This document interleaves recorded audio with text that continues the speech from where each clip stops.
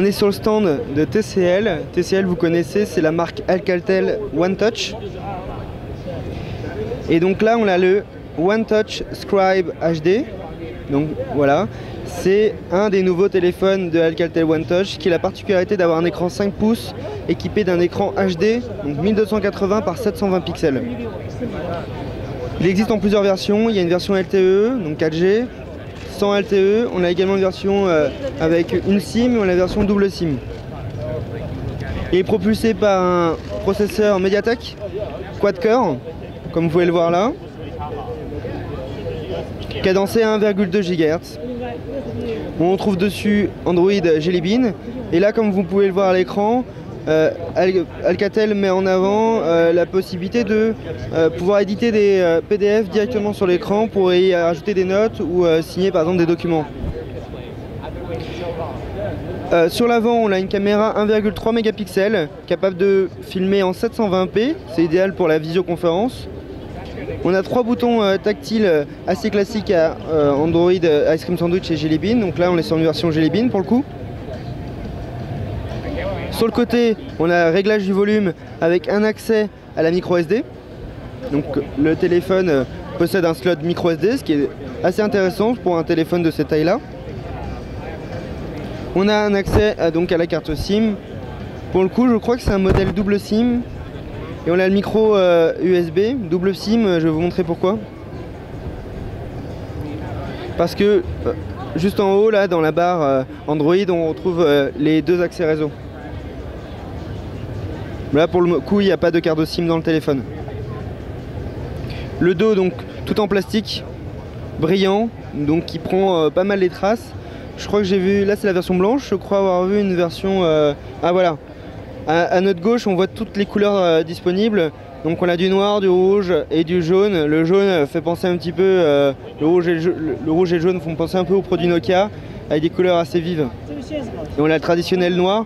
Le noir semble beaucoup mieux parce que c'est un noir qui n'est pas brillant. C'est ce qu'on peut appeler du soft touch. Malheureusement j'ai pas pu le prendre en main encore, mais je pense qu'il doit être beaucoup plus agréable que le blanc. À titre de comparaison, le blanc me fait penser un petit peu au châssis d'un Galaxy S3 ou d'un Galaxy Note. Donc c'est pas très agréable en main. Mais c'est quand même d'une bonne finition. Pour terminer, on a un capteur 8 mégapixels à l'arrière capable de filmer. Ils mettent HD, ça doit être peut-être du Full HD. On précisera dans l'article tout ça. Et ça me semble pas mal sinon.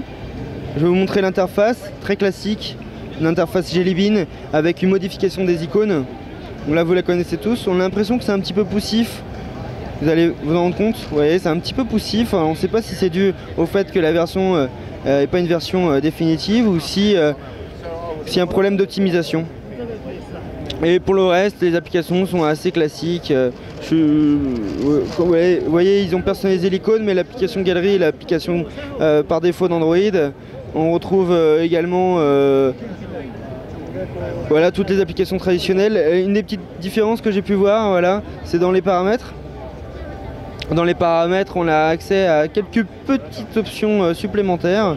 C'est le cas par exemple de Audio Profiles, où on peut définir différents profils en fonction du contexte, en meeting, à l'extérieur, etc.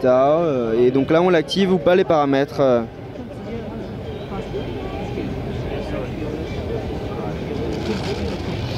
On a également une autre option qui permet de programmer automatiquement la mise sous tension du téléphone.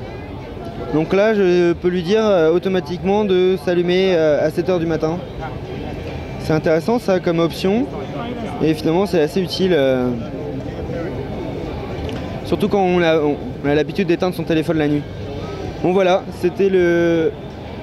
Voilà, je vous montre rapidement les notifications. Là on a accès aux paramètres en haut. Ça c'est une petite modification par rapport à Android, Android pur. Et bon voilà, c'était le Alcatel One Touch Scribe HD. Pour le moment on n'a aucune information de sa sortie, sa disponibilité en Europe.